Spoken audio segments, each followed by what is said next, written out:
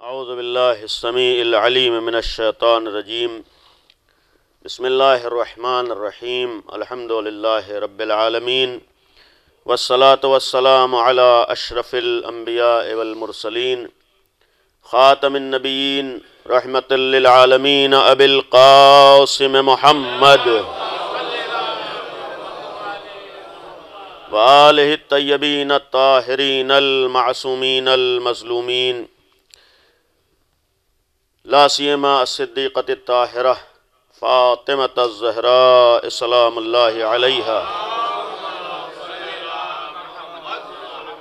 ولعنۃ اللہ علی اعدائہم وغاصبی حقوقہم وقاتلیہم ومنکری فضائلہم اجمعین اما بعد قال علی بن الحسین علیہ الصلاۃ والسلام اما حق امک فتعلم انها حملتك حيث لا يحمل احد احدا واطعمتك من ثمرة قلبها لا يطعم احد احدا صلوات پڑھیں محمد و آل محمد۔ ایک مرتبہ سورہ الحمد اور 3 دفعہ سورہ قل اللہ کی تلاوت فرما کر مرحومہ زرینہ خاتون بنت واحد علی صاحب کی روح کو ایصال فرما دیں۔ صلوات پڑھیں محمد و آل محمد۔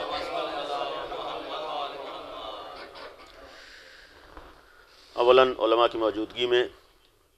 ہمارے انتہائی بزرگ عالم مولانا علی عباس صاحب قبلہ اور مولانا شفیق صاحب ہمارے استاد کی حیثیت سے، لیکن چونکہ ایصال ثواب کی مجلس اور ایک ماہ کے ایصال ثواب کی مجلس اور اکثر ایصال ثواب کی مجلسوں میں اپنی حد تک ایک طالب علم کی حیثیت سے کوشش یہ ہوتی ہے کہ اہل بیت کی سیرت کا وہ پہلو اور فضائل آل محمد کا وہ رخ جو آپسی رشتوں کے سلسلے میں ہے وہ بھی کسی حد تک ہمارے سامنے بیان ہو سکے۔ یقیناً ماں اس وجود کا نام ہے کہ جس کا بدل کائنات میں ناممکن ہے۔ ماں ایک ایسا رشتہ ہے کہ جس کا تقابل کسی اور رشتے سے نہیں ہو سکتا ہے۔ یقیناً بہت سے رشتے ہیں، لیکن قرآن کی نگاہ میں اور تعلیمات اہل بیت میں جو اہمیت اس رشتے کو دی گئی ہے وہ معمولاً کسی اور رشتے میں وہ اہمیت نظر نہیں آتی ہے، اور اس کا ایک پہلو اور ایک سبب ساری چیزوں کے ساتھ ساتھ یہ بھی ہے کہ کائنات میں، دنیا میں، سماج و سوسائٹی میں جتنا اثر ایک ماں کا ہوتا ہے اتنے اثرات دوسروں کے نہیں ہوتے ہیں۔ اور اس حوالے سے ہمارے لیے قابل غور ہے کہ آج اگر ہمارے پاس حق ہے، آج اگر ہمارے پاس معرفت اہل بیت ہے، اگر آج ہمارے پاس محبت اہل بیت ہے، آج اگر ہم در امیر المومنین سے وابستہ ہیں، آج اگر ہمیں اس بات کے اوپر فخر و ناز ہے کہ ہم شیعہ علی ابن ابی طالب ہیں، تو ان ساری چیزوں میں اگر کسی کا ایک بہت بڑا احسان اور کوئی چیز اگر ذریعہ ہے تو ماں کا وجود ہے۔ اس لیے کہ یہ مشہور ہے، اکثر سنا ہوگا کہ فرمایا کہ اگر اپنے دلوں میں آل محمد کی محبت کی ٹھنڈک محسوس کرو تو اپنے ماؤں کے حق میں دعا کرو۔ یعنی یہ خود دلیل ہے کہ اگر آج ہم حق تک پہنچے ہیں، حق سے وابستہ ہیں، تو جو ذات ذریعہ بنی ہے وہ ماں کی ذات ہے، لہذا یہ معمولی احسان نہیں ہے۔ اور یہ بھی ایک عرض کر دوں کہ معمولاً جو مجالس میں اپنی حد تک کوشش ہوتی ہے اپنے نوجوان بھائیوں تک کوئی بات پہنچ جائے، اپنے جوانوں تک کوئی پیغام پہنچ جائے، بعض جگہ ہمارے جیسے طالب علموں کے لیے مشکل یہ بھی ہوتی ہے کہ مخاطبین میں وہ افراد ہیں کہ جو ان منزلوں سے گزر چکے ہیں، یعنی وہ خود دوسروں کو تعلیم دیتے ہیں، دوسروں کے لیے نمونہ عمل ہیں، دوسروں کے لیے آئیڈیل ہیں، دوسروں کے لیے خود پیغام دیتے ہیں، اور بہرحال جن نوجوانوں کو اور جن ہمارے بھائیوں کو آج واقعاً تعلیمات اہل بیت، فضائل اہل بیت اور پیغام اہل بیت کی ضرورت ہے، بعض جگہوں پر اس چیز میں کسی حد تک ہمارے کوتاہی ہے، چونکہ مجالس وغیرہ کا معاملہ معمولاً یہ ہوتا ہے کہ ہمیں کسی حد تک سماج میں رہتے ہوئے تعلقات کو بھی نبھانا ہوتا ہے۔ اب ظاہر سی بات ہے کہ ایک بزرگ جا کر شریک ہو گیا، وہ تعلقات تھے وہ نبھ گئے، لیکن اگر ساتھ ہی ساتھ یہی مجالس اعضاء ہماری زندگی کی کامیابی کی ضمانت بھی ہوتی ہیں،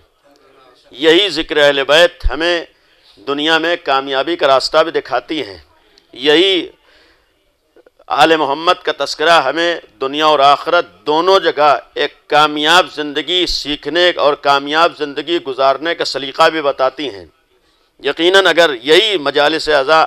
ایک دنیا میں کامیاب زندگی گزارنے کا سلیقہ اور اہل بیت جیسے افراد کو سامنے رکھ کر اپنی زندگی کو کامیابی تک پہنچانے کا ذریعہ ہے، تو یقیناً ہمارے ہاں نوجوانوں کو اس سے زیادہ توجہ ہو کہ ہم بھی ذکر اہل بیت، فضائل اہل بیت، تذکرہ اہل بیت اور آل محمد کی تعلیمات سے زیادہ آشنا ہو، تاکہ ہماری زندگی واقعاً اہل بیت کی تعلیمات کی روشنی میں ویسی ہو سکے کہ جہاں پر ہم صرف آل محمد کے لیے جملہ نہ کہیں کہ وہ دنیا کے لیے نمونہ عمل ہے، بلکہ ہم اپنے کو وہاں تک پہنچا سکیں کہ شان سے کہہ سکیں کہ ہم بھی کائنات کے لیے نمونہ عمل ہیں۔ اس لیے کہ آل محمد کے سلسلے میں یہ ایک یقین ہے کہ اہل بیت نے اس کائنات کو نجات کا راستہ دکھایا ہے۔ آل محمد نے، اور ہرگز یہ تصور نہیں ہے کہ نبی اور آل نبی کسی خاص گروہ کے لیے نمونہ عمل تھے۔ امیر المومنین کے لیے غلط فہمی ہے کہ کسی خاص فرقے کے وہ نمونہ عمل تھے، کسی خاص فرقے کے رہنما تھے، کسی خاص فرقے کے لیے آئیڈیل تھے، بلکہ آل محمد وہ ذات ہے کہ جو پوری کائنات کے لیے نمونہ عمل ہے۔ امیر المومنین جیسی ایک ذات یہ واقعاً عالم انسانیت کے لیے ایک نمونہ عمل ہے۔ یہ المیہ ہے کہ علی جیسی ذات کو ایک انسان نہ پہچان سکے، یہ ایک المیہ ہے کہ امیر المومنین جیسا ایک باکمال انسان، ایک مولا کائنات جیسی ایک شخصیت کو آج انسان اس ترقی یافتہ دور میں نہ پہچان سکے۔ واقعاً یہ قابل غور ہے، ورنہ پوری ذمہ داری سے علماء بھی موجود ہیں کہ علی ابن ابی طالب ہرگز کسی فرقے کے رہبر نہیں ہے، کسی مذہب کے رہنما نہیں ہے۔ واقعاً میں صرف جذبات کی بنیاد پر نہیں کہہ رہا ہوں کہ علی ابن ابی طالب آج انسانیت کے لیے نمونہ عمل ہے۔ اگر ہمیں اپنی انسانیت کو پہچاننا ہے یا انسانی کمالات کو دیکھنا ہے تو علی ابن ابی طالب کو دیکھیں۔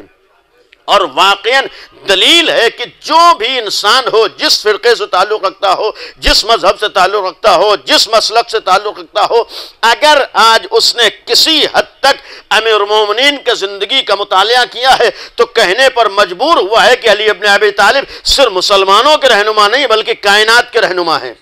آپ کے سامنے ہے، آج اگر غیروں نے کسی حد تک امیر المومنین کی زندگی کا مطالعہ کیا ہے، علی ابن ابی طالب کی زندگی کو دیکھا ہے، تو کہنے پر مولا کائنات کے سلسلے میں مجبور ہوئے کہ علی کسی عام انسان کا نام نہیں ہے۔ آپ کے سامنے بہت سے افراد ہیں، ایک نمونہ ہے جار جرداق کا،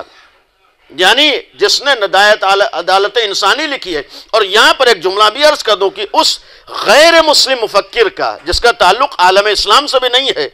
ایسا نہیں ہے کہ مسلمانوں کے کسی فرقے سے ہو، جس کا تعلق عیسائیوں سے، وہ یہ کہتا ہے کہ واقعاً ہمیں تعجب ہے علی ابن ابی طالب جیسی ذات کے اوپر کہ کائنات میں کیا ممکن ہے کہ علی ابن ابی طالب جیسا بھی انسان پایا جاتا ہو۔ اور اس نے یہ بھی خود اظہار کیا ہے کہ ہمیں ضرورت ہے آج کائنات کو ہر دور میں ایسے علی ابن ابی طالب کی، یعنی ہر دور میں اس نے کہا ضرورت ہے کہ علی ابن ابی طالب جیسا انسان دنیا میں پایا جاتا ہو۔ اور یہیں پر رک کر ایک جملہ اس کا خود عرض کروں، اس نے جو خود بہرحال امیر المومنین کے چاہنے والوں کے لیے جو ایک پیغام دیا ہے، اس نے اپنی کتاب میں ایک جگہ جملہ لکھا، ظاہراً اپنے ایک انٹرویو میں اس نے کہا کہ تعجب ہے کہ علی ابن ابی طالب کو دنیا نے صرف ایک رخ سے دیکھا ہے، یعنی اس نے خود کہا کہ علی ابن ابی طالب کی دنیا نے معمولاً ایک رخ سے دیکھا اور اس رخ پر امیر المومنین کے سلسلے میں زیادہ گفتگو ہوئی، جبکہ اس نے خود اس کا نتیجہ یہ کہ اس سے بہت فائدہ نہیں ہے کہ علی ابن ابی طالب کا منصب کیا تھا، علی ابن ابی طالب کا عہدہ کیا تھا، علی ابن ابی طالب کس منصب کے اوپر فائز تھے۔ اس نے خود کہا ہے کہ یہ ایک ایسی چیز ہے کہ چاہے دنیا مانے نہ مانے، علی ابن ابی طالب کی عظمت میں نہ تو اضافہ ہو سکتا ہے نہ کمی ہو سکتی ہے۔ ظاہر سی بات ہے جو اللہ نے منصب امیر المومنین کو عطا کر دیا ہے، ساری دنیا بھی مل کر اگر اس منصب کا اقرار کر دے تب بھی امیر المومنین کی عظمت میں اضافہ نہیں ہو سکتا ہے، اور اگر ساری دنیا مل کر بھی علی ابن ابی طالب کے اس منصب کا انکار کر دے تو عظمت علی میں کمی نہیں آ سکتی ہے۔ جس طریقے سے بلا تشبیہ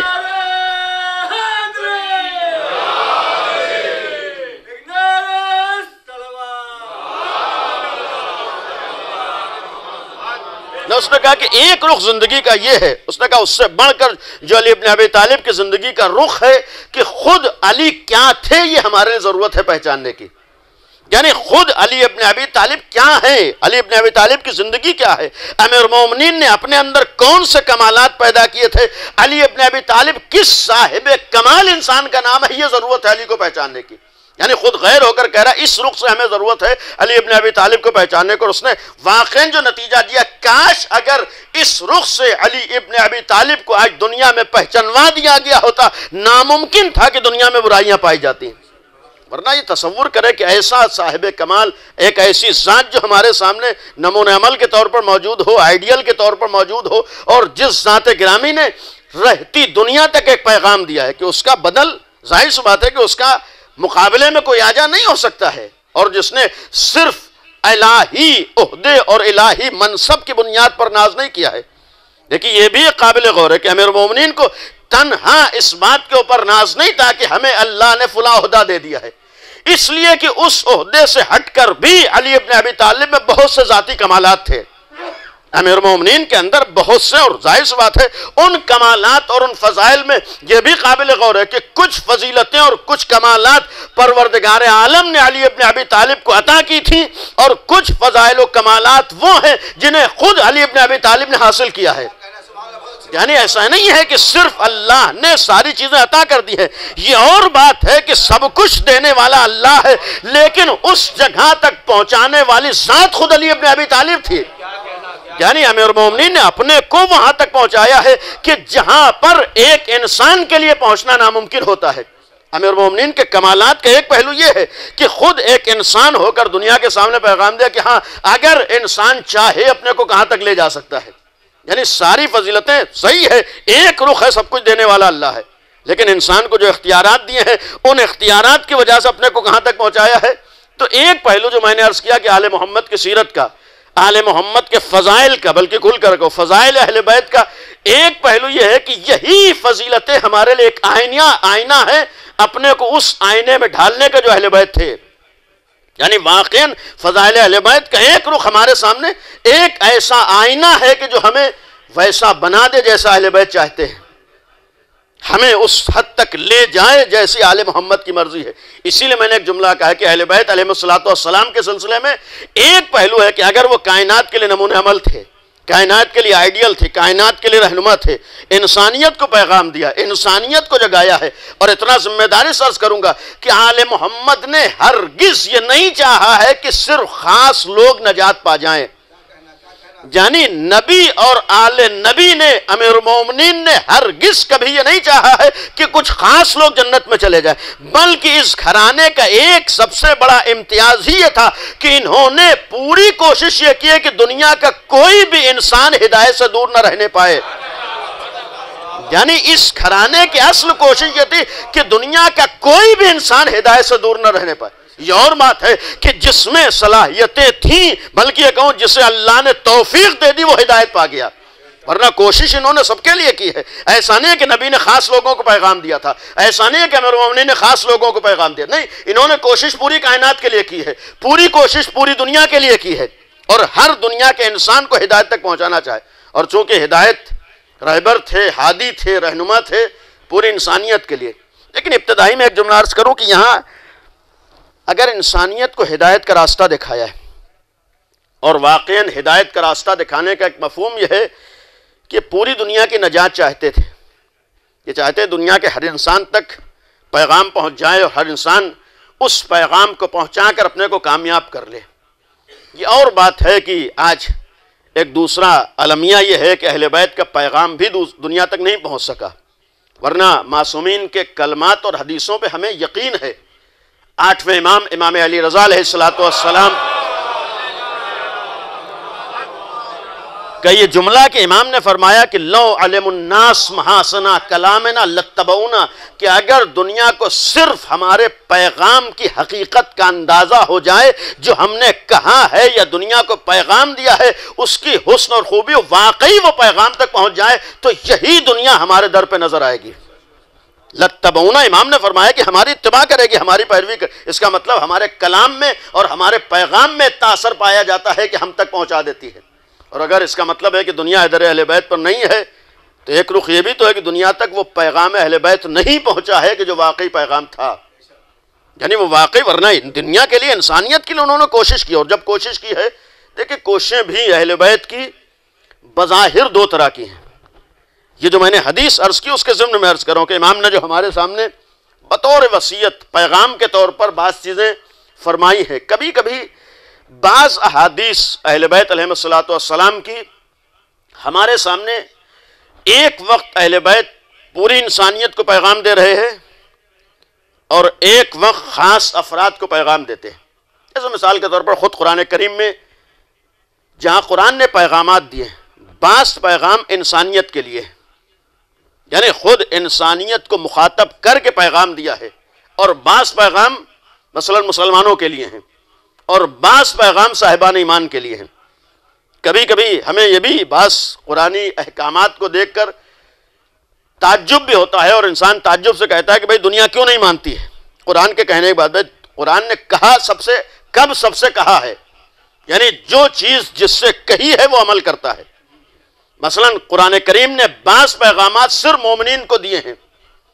بعض احکامات صرف مومنین کے لیے ہیں، تو جو صاحب ایمان ہے وہ قرآن کے ان احکامات پر عمل کرتا ہے۔ میں ایک مثال عرض کر دوں، قرآن نے صاف صاف کہا ہے یا ایھا الذین آمنوا کونوا مع الصادقین،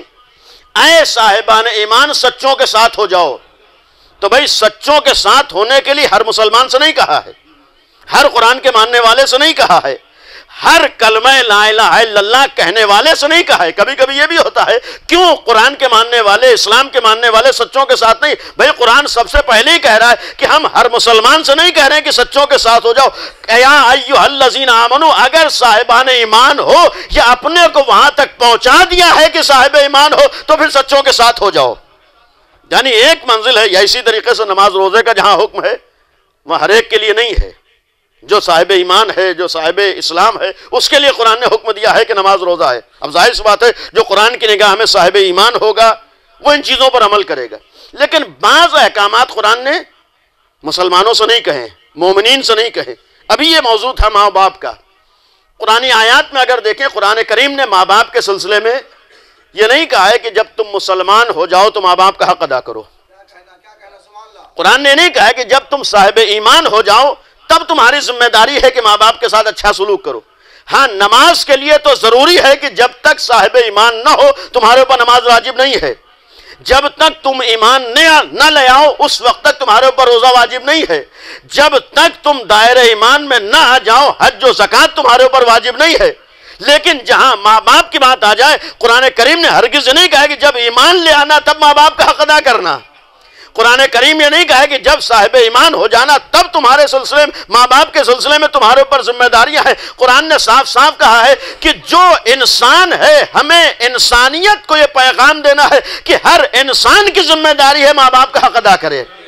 اس لیے کہ صاف صاف قرآن کی آیت ہے وَوَصَّيْنَا الْإِنسَانَ بِوَالِدَيْهِ، کہ ہم نے انسانوں کو نصیحت کی ہے ماں باپ کے سلسلے میں۔ یعنی قرآن تو کہہ رہا ہے کہ ہم نے انسانیت کو، یعنی گویا اگر ہم انسان ہیں تو انسانیت کو پیغام قرآن دے رہا ہے کہ ماں باپ کا حق ادا ہو۔ یعنی ماں باپ کے سلسلے میں گویا انسانیت، اسی لیے بعض جگہوں پر ایک جملہ بھی میں نے کہا، یہاں عرض کر دوں کہ آج اس ترقی یافتہ دور میں، آج جہاں دنیا ترقی کی طرف بظاہر گامزن ہے، اس ترقی کے بہت سی ہمارے سامنے دین بھی ہیں۔ اس کی ایک دین یہ ہے کہ ادھر ہم نے نوجوانی کے مرحلے میں قدم رکھا، یہ احساس ہو جاتا ہے کہ جو ہماری فکر ہے ہمارے باپ کی پرانے زمانے کی فکر ہے. کبھی کبھی یہ احساس ہو جاتا ہے کہ ہم نئے زمانے کے ہیں، ہمارا باپ پرانے زمانے کا ہے. ہم اس دور کے ہیں اور ہمارا باپ پرانے زمانے کا ہے. ہوتا ہے نہیں ہوتا ہے؟ آج بہت سے ایسے موقع آتے ہیں، بہت سے ایسے مرحلے آتے ہیں کہ باپ اپنی اولاد کو کچھ سمجھانا چاہتی ہے اور اولاد یہی تو سوچتا ہے بھائی یہ چونکہ پرانے زمانے کے ہیں لہذا ایسی بات کر رہے ہیں. یہ بھی ایک دنیا کی دین ہے جو آج ہمارے سامنے. لیکن قرآن کریم کیا کہہ رہا ہے؟ قرآن نے صاف صاف کہا ہے کہ اگر ہماری نگاہوں میں تم انسان ہو تو تمہاری انسانیت کی پہلی پہچان ہی ہے کہ ماں باپ کی ذمہ داری تمہارے اوپر ہو. تمہاری انسانیت کی پہلی پہچان ہی ہے کہ ماں باپ کی سنتے ہو. اس کا مطلب ہم سب کی سنتے ہوں، اگر ماں باپ کی نہ سنتے ہوں تو قرآن کی نگاہ میں ہم سب کچھ بن سکتے ہیں، انسان نہیں بن سکتے ہیں. ایک صلوات پڑھ دیں محمد وآل محمد. ظاہر سی بات ہے کہ قرآن ووصینا الانسان کا مطلب ہے کہ ہماری نگاہوں میں انسان تو وہی ہے جو ماں باپ کی اہمیت کو سمجھتا ہو، انسان تو وہی ہے جو ماں باپ کے حقوق کو ادا کرتا ہو، انسان تو وہی ہے جو ماں باپ کے سلسلے میں جو ذمہ داریاں ہیں انہیں ادا کرتا ہو. ہماری نگاہوں میں انسان تو وہی ہے جو ماں باپ کے ساتھ اچھا سلوک کرتا ہو. اس کا مطلب ہے کہ اگر دنیا میں ہم سب کچھ کر لے جائیں، ماں باپ کا حق ادا نہ کر سکے تو سب کچھ تو بن سکتے ہیں، انسان نہیں بن سکتے ہیں. ایک صلوات پڑھ دیں محمد وآل محمد. لہذا قرآن کریم کا یہ پیغامات ایک طرف خاص لوگوں کو پیغام دیا ہے اور ایک وقت تمام انسانیت کو پیغام دیا. نجات تمام انسانیت کی چاہیے. اسی طریقے سے اہل بیت کے پیغامات میں بھی معصومین کی اگر حدیثوں کو دیکھیں، بعض حدیثیں تمام انسانیت کے لیے ہیں، بعض پیغامات اہل بیت کے دنیا کے ہر انسان کے لیے. اس کا مطلب ہے کہ اہل بیت دنیا کے ہر انسان کی نجات چاہتے ہیں. لیکن کچھ حدیثیں معصومین کی صرف اپنوں کے لیے ہیں، یعنی اہل بیت کی بعض احادیث صرف خاص چاہنے والوں کے لیے. تو اس کا مطلب ہے کیا؟ اہل بیت نے یہ تبعیض سے کام لیا ہے، یعنی یہ فرق رکھا ہے کہ کچھ لوگوں کو کچھ باتیں بتا دیں عام لوگوں کو، لیکن اپنوں کو خاص خاص باتیں بتا دیں. نہیں، جو انسانیت کا رہبر ہو، انسانیت کا رہنما ہو، جو انسانیت کی نجات چاہتا ہو، یہ نہیں ہو سکتا ہے کہ ایسا انسان تفریق کر رہا ہو. یعنی نہیں ہو سکتا ہے کہ اہل بیت اپنوں کا زیادہ خیال کریں اور غیروں کا کم خیال کریں. یہ ہمارے اور آپ کے ہاں تو ہو سکتا ہے کہ اپنوں کا زیادہ خیال کریں اور غیروں کا کم خیال کریں، لیکن جو اللہ کی طرف سے ہدایت کرنے کے لیے آتا ہے وہ ہرگز یہ نہیں دیکھتا ہے کون اپنا ہے کون غیر ہے. وہ تو صرف یہ دیکھتے تھے کون اللہ کا بندہ ہے. جب اللہ نے انہیں بھیجا ہے تو انہوں نے اللہ کے بندوں کا خیال کیا. تو پھر یہ بظاہر جو بعض حدیثوں میں بعض روایات میں فرق دکھائی دیتا، اس کا راز کیا ہے؟ میں صرف اس راز کو عرض کرنا چاہ رہا تھا اپنے بھائیوں کے لیے. دیکھیے، بہرحال ڈاکٹر صاحب بھی بیٹھے ہوئے ہیں. واقعاً اگر کوئی ڈاکٹر انسانیت کا درد رکھتا ہو، انسانیت کو فائدہ پہنچاتا، یہ بھی ایک بہرحال اتنا منبر پر بیٹھ کے یقین ہے کہ اگر کوئی بھی انسانیت کا درد رکھتا ہو یا انسانیت کی خدمت کا جذبہ رکھتا ہو تو انسان کا کمال نہیں بلکہ اس پروردگار عالم کی عطا ہے جو انسان کو اللہ عطا کر دیتا ہے. یعنی یہ بھی انسانیت کے لیے خدمت کا جذبہ یہ بہرحال ادھر سے عطا ہے جو اللہ دیتا ہے. دعا کرنا چاہیے اللہ ہم سب کو یہ توفیق دے کہ ہم انسانیت کی خدمت کر سکیں. لیکن اگر واقعاً ہمدرد ہے، واقعاً انسانیت کو فائدہ پہنچانا چاہتا ہے، دیکھیں جس جذبے کے ساتھ وہ محلے والوں کا علاج کرتا ہے، شہر والوں کا علاج کرتا ہے، غیروں کا علاج کرتا ہے، اسی جذبے کے ساتھ اپنی اولاد کا بھی علاج کرتا ہے. لیکن اسی جذبے کے ساتھ اپنی اولاد کا بھی علاج کرے گا. ظاہر بات ہے وہ بھی اس کی نگاہوں میں انسان ہے، غیر بھی اس کی نگاہوں میں انسان ہے. تو چونکہ اس کے اندر انسانیت ہے لہذا وہ انسانی نگاہ سے اپنی اولاد کو بھی دیکھتا ہے، غیروں کو بھی دیکھتا ہے. یعنی وہ انسانی نگاہ سے غیروں کو بھی دیکھتا ہے، اپنوں کو دیکھتا ہے. لیکن اس علاج کرنے کے ساتھ ساتھ کبھی آپ نے دیکھا ہوگا کہ اگر واقعی انسانیت کا ہمدرد تو ایک ہی جذبے سے علاج تو سب کا کرتا ہے، لیکن اپنی اولاد سے توقع تمنا کچھ اور کرتا ہے. لیکن میں آپ کرنا چاہوں گا کہ علاج تو سب کا کر رہا، فائدہ سب کو پہنچا رہا ہے. یہاں کوئی فرق نہیں ہے کہ علاج کرنے میں کوئی فرق کر رہا ہو کہ اس کا زیادہ کر دے اور غیروں کا کر دے. لیکن فرق یہاں پر آتا، فرق یہاں پر آتا ہے کہ اگر واقعاً انسان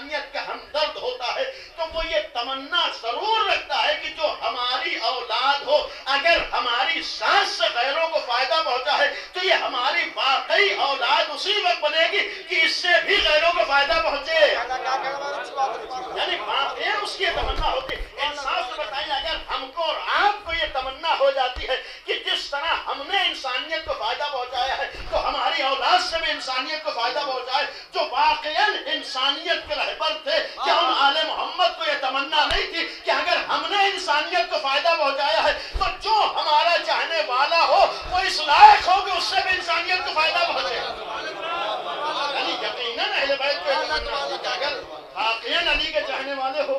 واقعاً نبی کے ماننے والے ہو، واقعاً صدیقہ طاہرہ کے چاہنے والے ہو، صلوات پڑھ دیں محمد و آل محمد۔ یعنی یقیناً اگر یہ احساس ہے کہ اگر ہم ان کے ماننے والے ہیں تو ان کی تمنا یہ ہے کہ جس طریقے سے ہم نے انسانیت کو نجات کا راستہ دکھایا ہے اسی طریقے سے تم بھی ذریعہ بن جاؤ لوگوں کو نجات کا راستہ دکھانے کا۔ اسی لیے معذرت سے ایک جملہ کہوں گا کہ در اہل بیت پر آ کر، بلکہ کھل کر کہوں شیعہ علی ابن ابی طالب ہو کر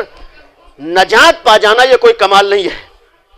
امیر المومنین کا شیعہ ہو کر جنت میں چلے جانا یہ کمال نہیں ہے، اس لیے کہ اگر اس در پر آ کر جنت نہ حاصل ہوئی تو کچھ حاصل نہ ہوا،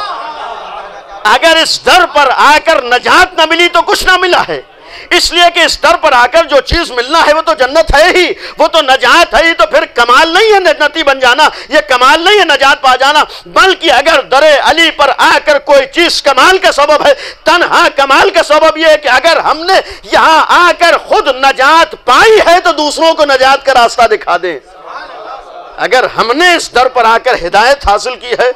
تو ہماری ذات سے دوسروں کو ہدایت کا راستہ مل جائے، تب تو یہ در علی پر آ کر نجات کا یہ کمال کا سبب ہے، ورنہ واقعاً امیر المومنین کے در پر آ کر یہ کمال کا سبب نہیں ہے کہ ہم جنتی بن گئے، یہ کمال کا سبب نہیں ہے کہ ہم ہدایت پا گئے۔ اور اگر جہاں تک نجات کی بات ہے، ہدایت کی بات ہے، یہ معصومین کی تعلیمات ایک رخ ہمارے سامنے آپسی رشتوں کا بھی ہے، اور آپسی رشتوں کی اہمیت کا ایک پہلو یہ بھی ہے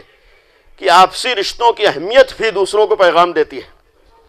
آپسی رشتوں کی اہمیت بھی حقیقی دین کو ہمارے سامنے پیش کرتی ہے۔ اور اتنا یقین ہے کہ فضائل آل محمد، جہاں ایک حدیث ہے کہ ان کے فضائل کی کوئی حد و انتہا نہیں ہے، جیسا امیر المومنین کا جملہ ہے کہ ساری کائنات مل کر بھی علی ابن ابی طالب کے فضائل کو بیان نہیں کر سکتی، ساری کائنات مل کر بھی امیر المومنین کے فضائل کا احسان نہیں کر سکتی، تصور نہیں کر سکتی۔ تو انہی فضائل میں ایک فضیلت اہل بیت کی یہ بھی ہے کہ وہ رخ ہمارے سامنے آئے کہ جس کی بنیاد پر ہم ویسے بن جائیں جیسے اہل بیت چاہتے ہیں۔ اور انہی فضائل میں ایک پہلو یہ ہے کہ وہ آپسی رشتوں کی عظمت اور اہمیت جو واقعاً ہونا چاہیے ہماری نگاہوں میں آ جائے۔ اور اسی لیے میں نے ماں کے سلسلے میں جملہ کہا ہے کہ خود اہل بیت کی تعلیمات میں سے کہ انسان پہچانے ماں کس وجود کا نام ہے، ماں کس عظیم ذات کا نام ہے۔ اور واقعاً میں نے ابتدائی میں کہا کہ آج اگر ہم غور کریں بہت سی چیزیں اگر کسی کے صدقے میں ملی ہیں تو وہ ماں کا وجود ہے۔ آج بہت سی چیزیں ہمارے پاس ہیں، یہ بھی احسان ہے اس ماں کا۔ اسی لیے جہاں بہت سی چیزیں ہیں، قرآن کریم نے جو ایک پہلو پیش کیا ہے وَوَصَّيْنَا الْإِنسَانَ بِوَالِدَيْهِ، ہم نے نصیحت کی ہے ماں باپ کے سلسلے میں۔ قَضَىٰ رَبُّكَ أَلَّا تَعْبُدُوا إِلَّا إِيَّاهُ وَبِالْوَالِدَيْنِ إِحْسَانًا، ہم نے تمہارے بارے میں یہ فیصلہ کر دیا ہے، یعنی قضا ربک، اللہ نے فیصلہ کیا ہے، صاف صاف اعلان ہے کہ ہم نے تمہارے بارے میں فیصلہ کیا۔ اب ہم ایک عام انسان کے فیصلے کو تو مان جاتے ہیں، جو ہمارا پروردگار ہمارے لیے فیصلہ کر رہا ہو اللہ تعبدو الا ایاہ، دیکھو ہرگز اس کے علاوہ کسی کی عبادت نہ کرنا، یعنی پرستش اگر ہو تو اس کی ہو جس نے تمہیں پیدا کیا ہے، اس کی پرستش نہیں ہو سکتی جسے ہم نے خود بنایا ہو، اس کی عبادت نہیں ہو سکتی ہے جو ہمارے ہاتھوں کا بنایا ہوا ہو۔ یہی قرآن کا بہت بڑا پیغام تھا، اور یہی آل محمد کا بہت بڑا مشن تھا۔ اہل بیت کا بہت بڑا مشن یہ تھا کہ اگر کائنات میں کوئی معبود ہو تنہا وہ ذات ہو جو کائنات کی خالق ہے۔ اہل بیت کا ایک مشن تھا دنیا میں اگر عبادت ہو تو اس کی عبادت ہو جس نے ہمیں پیدا کیا ہے، اس کی عبادت نہ ہو جس کو ہم نے بنایا ہے۔ لہٰذا جو اہل بیت کا مشن یہ تھا کہ ایسے کی عبادت نہ ہو، کوئی اہل بیت نے سب سے زیادہ اگر مقابلہ کیا ہے تو شرک و بت پرستی کا کیا ہے، اور اگر اہل بیت کا مقابلہ شرک و بت پرستی سے تھا تو ان آل محمد کا چاہنے والا وہ ہو ہی نہیں سکتا ہے جو شرک و بت پرستی کا مقابلہ نہ کر رہا ہو۔ اس لیے ان کا اصل مشن یہ تھا کائنات کا جو خالق ہے اگر لائق عبادت ہے تو وہی ذات ہے، لائق پرستش ہے تو وہی ذات ہے۔ اور وہ جملہ کہنے کے بعد جو قرآن نے کہا وَبِالْوَالِدَيْنِ إِحْسَانًا، اگر لائق عبادت بنو گے، اگر اللہ کی پرستش کرنے کے لائق بنو گے،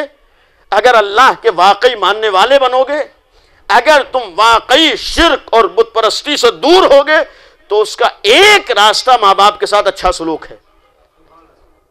یعنی وَبِالْوَالِدَيْنِ إِحْسَانًا یہ کہہ کر قَضَىٰ رَبُّكَ أَلَّا تَعْبُدُوا إِلَّا إِيَّاهُ وَبِالْوَالِدَيْنِ إِحْسَانًا، اللہ کے علاوہ کسی کی عبادت نہ کرو،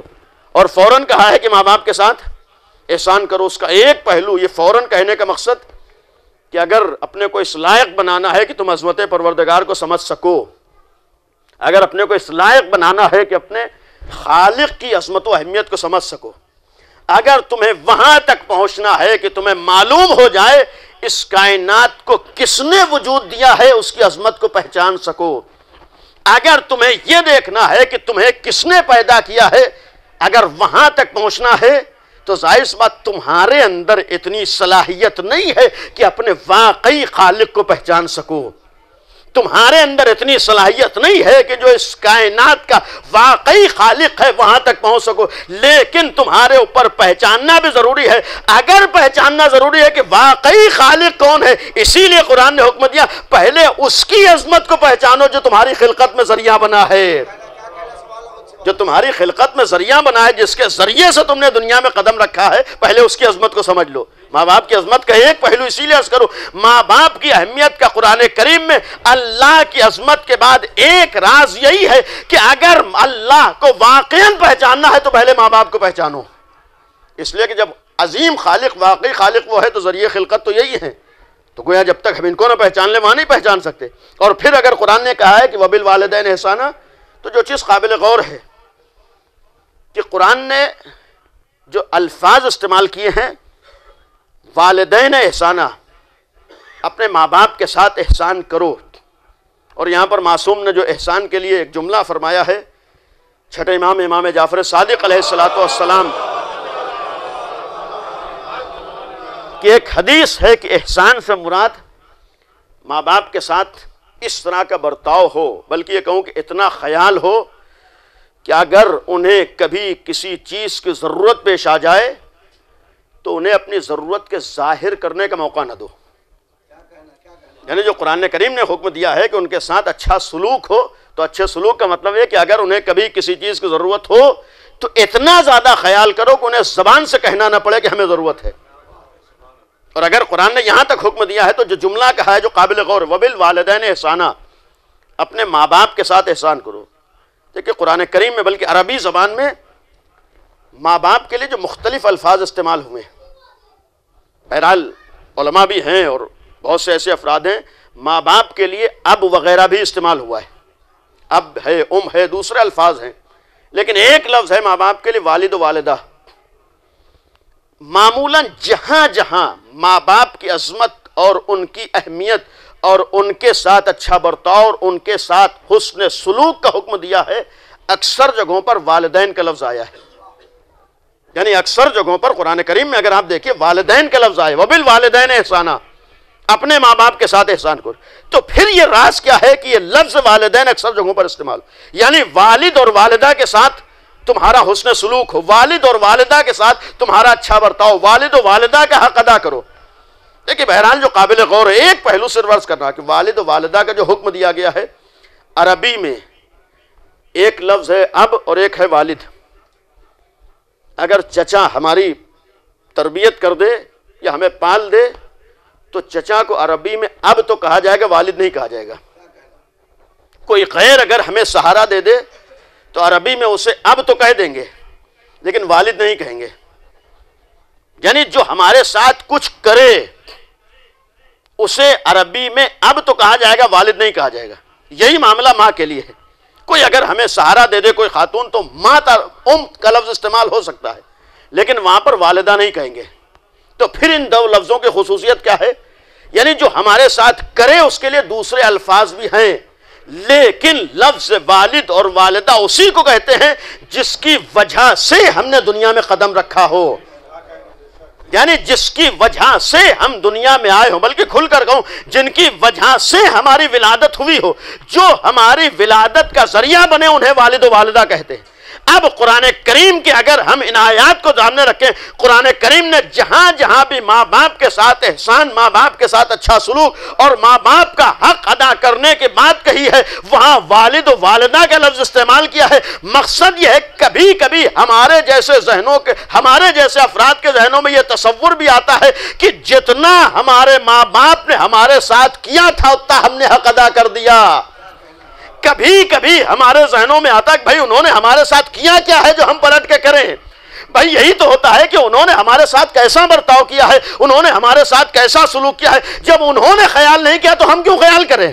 یا جتنی ہماری ذمہ داری تھی ہم نے پوری کر دی. بھائی ہم 4 بیٹے ہیں، جو ہمارا حق تھا ہم نے تو ادا کر دیا، دوسری بھی تو اولادیں ہیں، دوسرے تو بیٹے، انہیں بھی تو خیال کرنا چاہیے. اس طرح کے تصورات آتے ہیں نہیں آتے ہیں،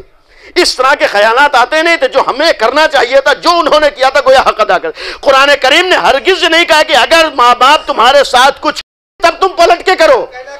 قرآن کریم نے ہرگز نہیں کہا کہ جب تمہارے ساتھ وہ کوئی برتاؤ کرے تو تم پلٹ کے اس کا بدلہ دو. ہرگز قرآن یہ نہیں کہہ رہا ہے کہ جو کرے اسے بدلہ دینا ہے. قرآن نے صرف ایک جملہ کہا، چونکہ تمہارے دنیا میں آنے کا ذریعہ بن گئے ہیں، یہی ان کا بہت بڑا حق ہے جسے تم ادا نہیں کر سکتے ہو. اگر ان کا کوئی احسان نہ ہو، صرف ہم ان کی وجہ سے دنیا میں آ جائیں، یہی ایک حق ایسا ہے کہ جس کو انسان ادا نہیں کر سکتا ہے.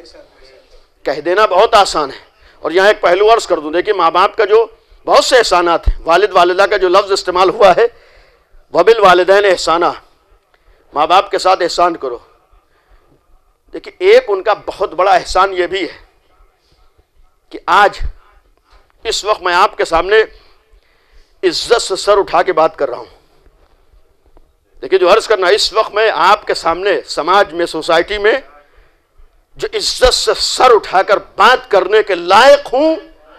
یہ بھی انہی ماں باپ کو بہت سے گناہوں سے بچانے کا نتیجہ ہے کہ ہم عزت سے سر اٹھا کر بات کر پا رہے ہیں. یعنی واقعاً ہمارے لیے قابل غور ہے. اگر انہوں نے اپنے کو بچایا نہ ہوتا تو صحیح آج ہم اس لائق نہ ہوتے کہ سر اٹھا سکتے.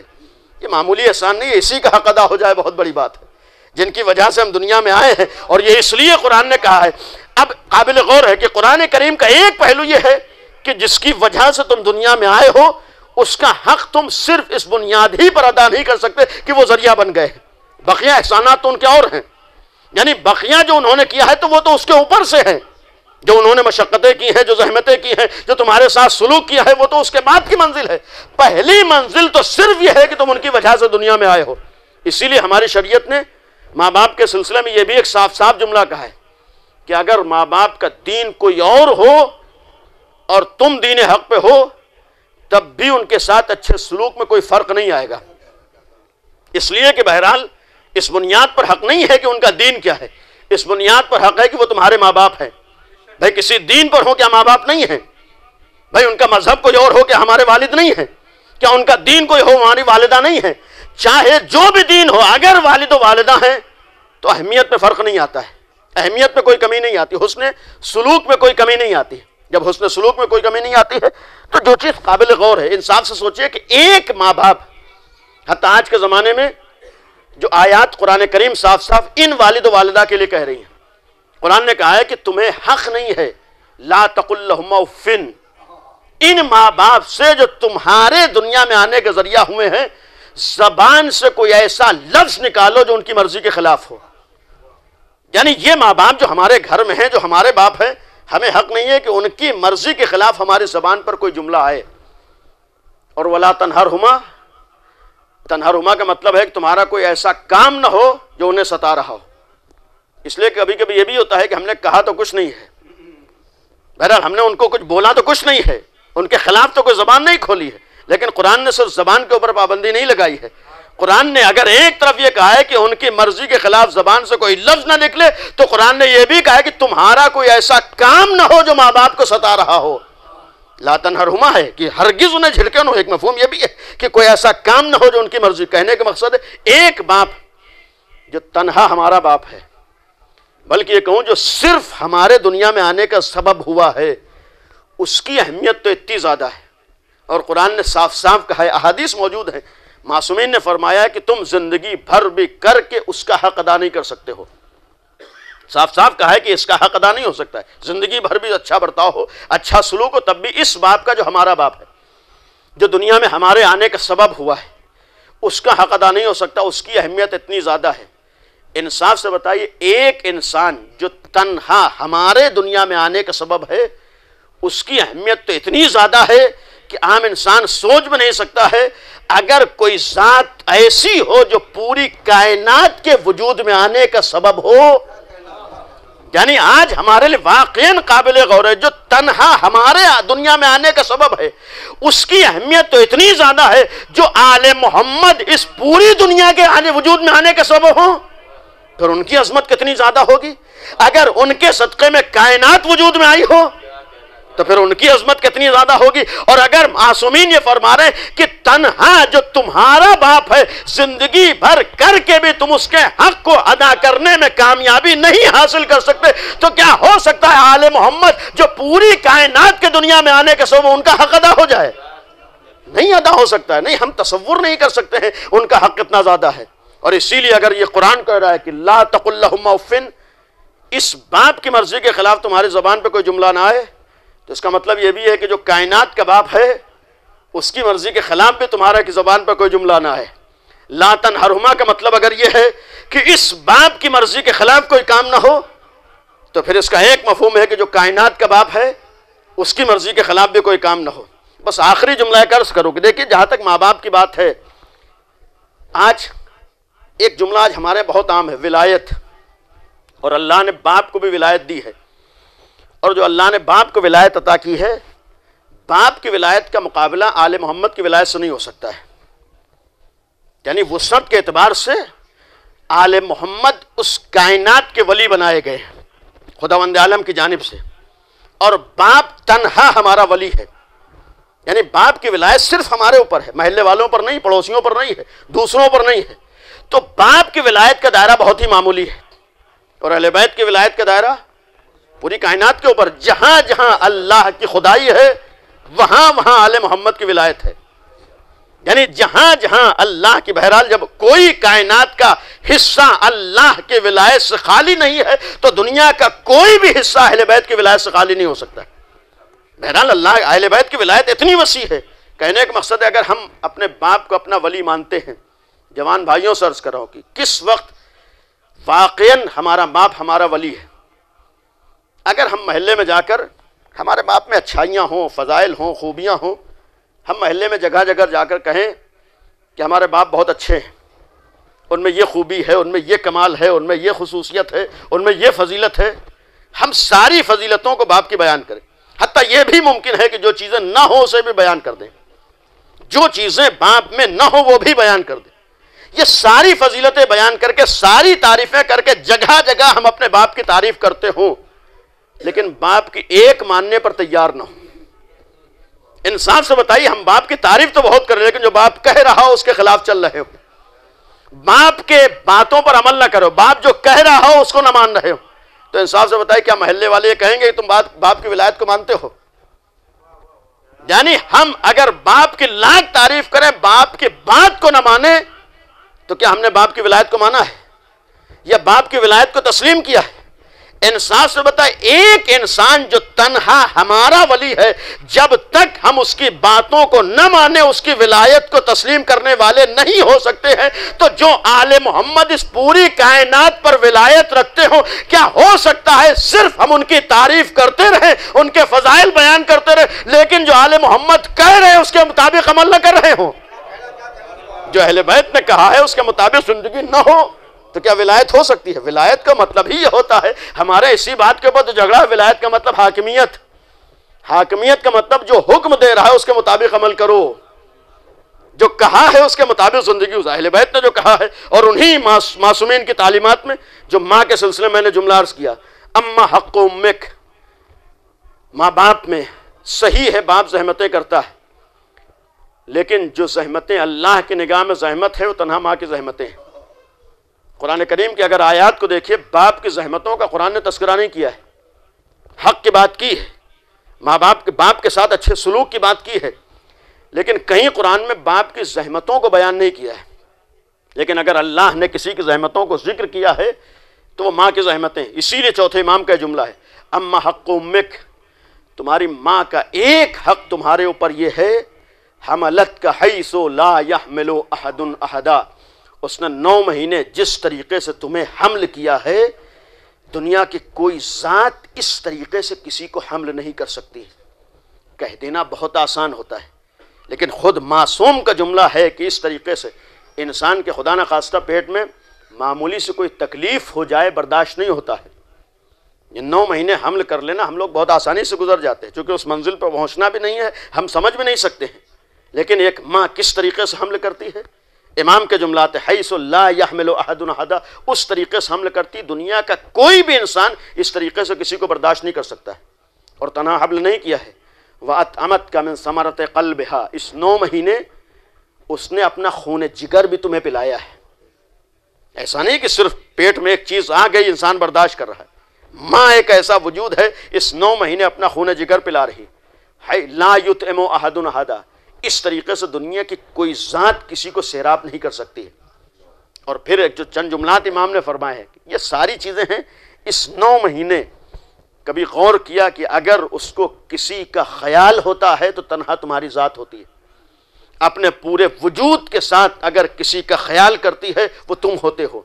اسے اپنی فکر نہیں ہوتی ہے، امام فرما رہے اسے اپنا خیال نہیں ہوتا ہے، تم ہوتے ہو، صرف تمہارا خیال، اس کی آنکھیں اگر کہیں متوجہ ہے تو تمہارا وجود ہے، اگر اس کے سماعت کہیں متوجہ ہے تو تمہارا وجود ہے، اگر اس کا وجود کسی کی طرف توجہ دیتا ہے وہ تم ہوتے ہو۔ اور اس کے بعد امام فرماتے ہیں کہ پھر اگر اللہ نے تمہیں دنیا میں بھیجا ہے،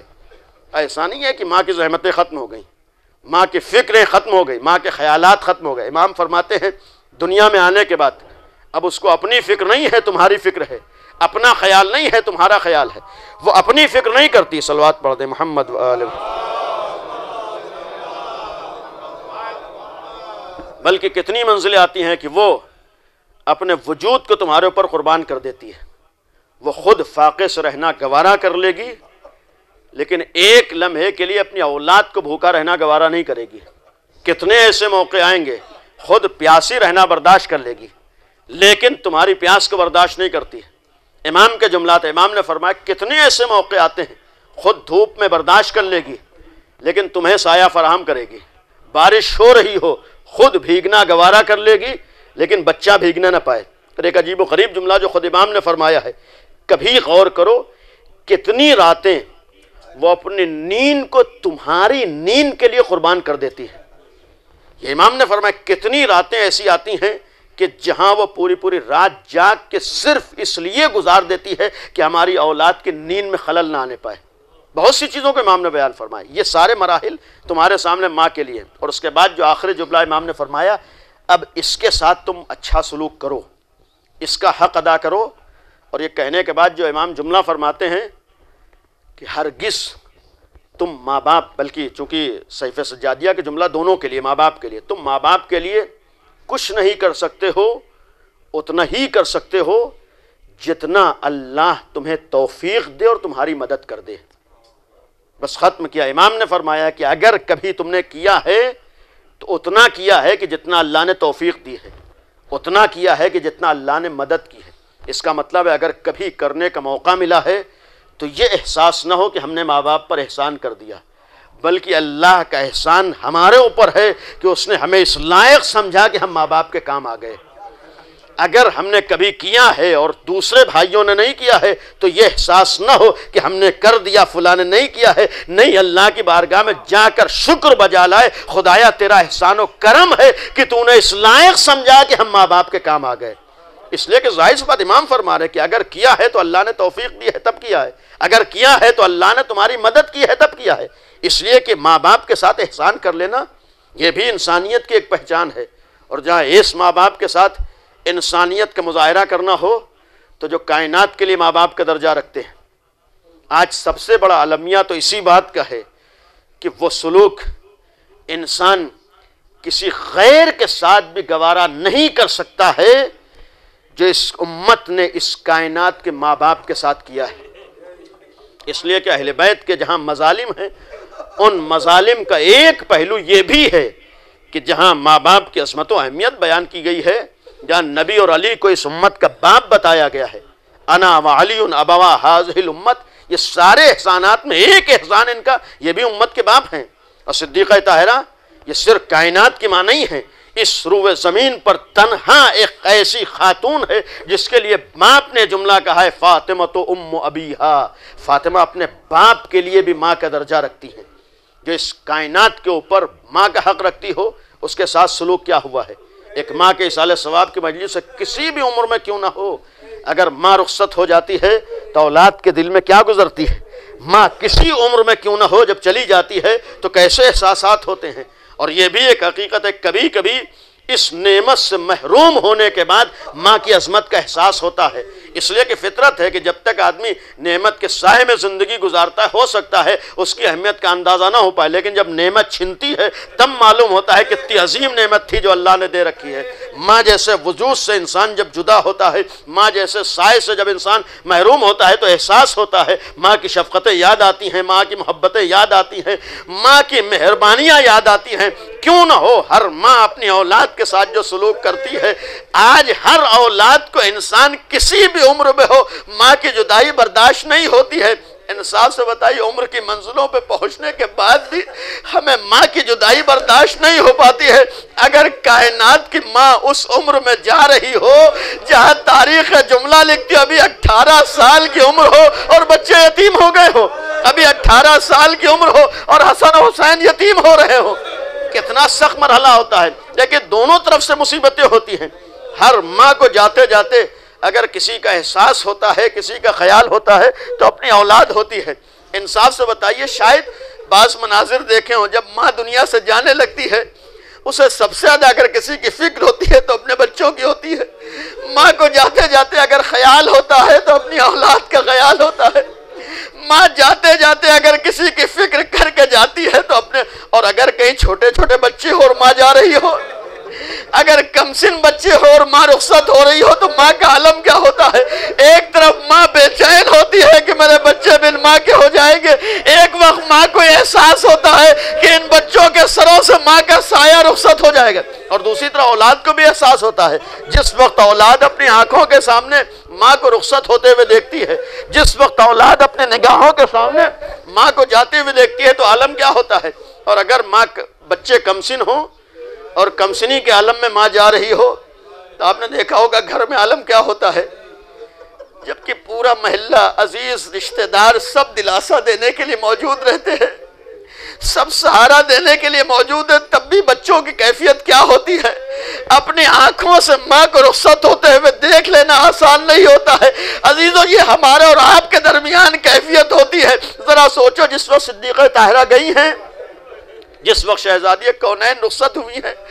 عزیزو شہزادی کو جہاں ساری چیزوں کا خیال تھا، ایک خیال یہ بھی تھا، جہاں امیر المومنین سے بہت سی وصیتیں کی ہیں، جملہ کہتے ہیں، علی میرے بعد بچے بن ماں کے ہو جائیں گے، اے علی دیکھیں میرے بعد بچوں کو کوئی ستانے نہ پائے، علی میرے بعد بچے بن ماں کے ہو جائیں گے، بھوکے نہ رہنے پائے، جبکہ جانتی تھی علی جیسا مہربان باپ موجود ہے، تب بھی علی سے وصیتیں کر رہی ہے، میرے بعد بچوں کا خیال رکھیے گا۔ اور عزیزو، بچوں کا کیا عالم ہوگا، آسان نہیں ہوتا۔ دیکھیں، ہر ماں باپ کو ہر اولاد سے ایک جیسی محبت نہیں ہوتی ہے، اور ہر اولاد کو ہر ماں باپ سے ایک جیسی محبت بھی نہیں ہوتی ہے۔ ظاہر سی بات ہے کہ کبھی کبھی جب فاطمہ جیسی ماں ہو تو بچوں کو کتنی محبت رہی ہوگی، اور جہاں حسن و حسین اور زینب اولیاء مقام جیسے بیٹے ہوں تو پھر ماں کو کیسی محبت رہی ہوگی۔ اور ایسی ماں کا رخصت ہونا انہی بچوں کے سامنے، جبکہ یہ ماں جانتی ہے کہ حالات کیا ہے، جبکہ یہ ماں جانتی ہے کہ میرے بعد جو مصیبتیں بچوں کے اوپر آئیں گی، جبکہ ماں جانتی ہے، اس لیے کہ وہ جملہ سن چکی تھی، علی میں نے سنا ہے کہ اب لوگ آپ کے سلام کا جواب نہیں دیتے، تو علی نے تڑپ کے جملہ کہتے ہیں، سیدہ اب تو وقت وہ آ گیا ہے کہ اگر علی سلام کرتا ہے تو لوگ جواب سلام نہیں دیتے۔ اگر ان حالات میں سیدہ جا رہی ہیں تو کیا احساسات رہے ہوں گے۔ اور دوسری طرف بچوں کے سامنے، کسی اولاد کے سامنے ماں کا رخصت ہونا، اور وہ بھی اس کیفیت میں اور اس عالم میں، بعض مصائب ہمارے بیان ہو جاتے ہیں، لیکن قابل غور ہے، سوچیں کہ امام حسن امام حسین کے سامنے اور جناب زینب کے سامنے جس وقت ماں رخصت ہوئی ہے، کس عالم میں گئی ہے۔ تاریخ کا یہی تو جملہ ہے کہ عمر 18 سال کی تھی۔ سب سے پہلی مصیبت اس عمر میں ماں کا چلا جانا، اور دوسری طرف ایک مصیبت جو ہم لوگ صرف سنتے ہیں، کوئی غیرتدار اولاد شاید سب کچھ برداشت کر لے، لیکن اگر ناموس اور ماں کی بات آ جاتی ہے برداشت نہیں کر پاتا ہے۔ اہل بیت کے لیے جو بہت سخت مصیبتیں تھیں، ایک منزل جو امتحان الہی تھا، بہت سخت امتحان تھا، آسان نہیں تھا۔ علی اور حسن حسین کے سامنے سیدہ در و دیوار کے درمیان آ گئی ہو، آسان نہیں تھا۔ ان بچوں کے نگاہوں کے سامنے ماں کی پسلیاں ٹوٹ گئی ہو، یہ آسان نہیں تھا۔ انہی بچوں کے نگاہوں کے سامنے ماں کا پہلو ٹوٹ گیا ہو، انہی بچوں کے نگاہوں کے سامنے ماں کے شکم میں محسن کو شہید کر دیا گیا ہو، لیکن ان بچوں نے منظر دیکھا ہے۔ اور پھر اس منظر کو دیکھنے کے بعد انصاف سے بتائیے، روایت یہی تو ہے کہ تقریباً 2.5-3 مہینے شہزادی زندہ رہی ہیں، اور جب بھی ان بچوں کی نگاہ ماں کے اوپر جاتی ہوگی، جب بھی بچے اپنے ماں کو دیکھتے ہوں گے، جب بھی حسن حسین اپنی ماں کی طرف نگاہ کرتے ہوں گے اور بستر بیماری پر ماں کو دیکھتے ہوں گے، جو کیفیت آپ سنتے رہتے ہیں، اس 2-2.5 مہینے میں اس مصیبت کا جو اثر ہوا تھا، 18 سال کے سن میں کہہ دینا بہت آسان، یہ بھی 2-2.5 مہینے کا اثر ہے، اس لیے کہ شہزادی کونین جس وقت پیغمبر گئے ہیں کسی طرح کے اثرات نہیں تھے، لیکن اس غم کا جو اثر ہوا ہے، تاریخ نے کہا 18 سال میں سر کے بال سفید ہو گئے تھے۔ 18 سال کا سن ہے اور عصا کے سہارے چلتی تھی، 18 سال کے سن میں کمر جھک چکی تھی۔ اب یہ منظر کیا بچے نہیں دیکھتے ہوں گے؟ جب ماں کو عصا کے سہارے چلتے ہوئے دیکھتے ہوں گے، جب ماں کی جھکی ہوئی کمر کو دیکھتے ہوں گے، تو بچوں کا عالم کیا ہوتا ہوگا؟ اور پھر انہی بچوں کے سامنے ماں رخصت ہو جائے،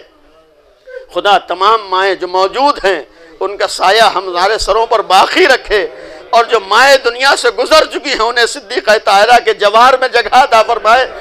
ایک سخت مصیبت اولاد کے لیے بھی ہوتی، بس ختم کیا، جس وقت دنیا سے گزر جانا ایک امتحان ہے، لیکن اس کے بعد اگر اولاد یہ منظر دیکھ لیتی ہے کہ صحیح ہماری ماں دنیا سے گئی، لیکن آخری وقت ہم موجود تھے، آخری وقت ہم نے ماں کے جنازے کو شان و شوکت سے غسل و کفن دے کر قبر تک پہنچا دیا، جس وقت جنازہ اٹھا ہے محلے والے جمع تھے۔ آج جیسے بھی حالات ہو، کم از کم اتنی انسانیت ضرور ہے کہ ایسے موقع پر غیر بھی حاضر ہو جاتے ہیں۔ کتنے لوگ آئے ہوں گے، کتنے لوگوں نے دلاسا دیا ہوگا، کسی نے گلے سے لگایا ہوگا، کسی نے سر پہ ہاتھ رکھا ہوگا، کوئی قبر تک پہنچنے کے لیے تیار ہوگا۔ عزیزو، ہر ایک آ جاتا ہے، شان و شوکت سے جنازے کو قبر میں پہنچا دیا جاتا ہے۔ کہیں آپ نے منظر نہ دیکھا ہوگا کہ کسی انسان کے ہاتھوں پر جنازہ ہو اور وہ یہ فریاد کرتا ہوا نظر آ رہا ہو کہ میں نے جنازہ تو اٹھا لیا ہے، قبر میں کیسے اتاروں؟ ہائے، اگر تاریخ میں کہیں یہ منظر نظر آیا ہے تو فاطمہ زہرا کا جنازہ تھا، جو مالکہ کائنات تھی، جو امت کی ماں کا درجہ رکھتی تھی۔ عزیزو، جب جنازہ اٹھا ہے، 2 کم سن بچے اپنے ماں کے جنازے کے ساتھ آئے ہیں، باپ نے ہاتھوں پر جنازہ اٹھایا، قبر کے نزدیک آ کے فریاد کی تھی، اے اللہ کے رسول، میں نے جنازہ تو اٹھا تو لیا ہے، قبر میں کیسے اتاروں؟ 2 ہاتھ نمودار ہوتے ہیں، اے علی میری امانت میرے حوالے کر دو۔ عزیزو، امانت تو حوالے کی، بس ایک جملہ ہے سیدہ، خوشا نصیب مصیبتیں تھی، ساری مصیبتوں کے بعد آپ کو قبر تو مل گئی، لیکن ہائے کربلا کا میدان، باپ کا لاشا بے گور و کفن۔ یہی تو سید سجاد کو قلق تھا کہ ایک بیٹا موجود ہو، باپ کا لاشا بے گور و کفن پڑا ہو، ہائے ہاتھوں میں ہتھکڑیاں ہو، پیروں میں بیڑیاں ہو۔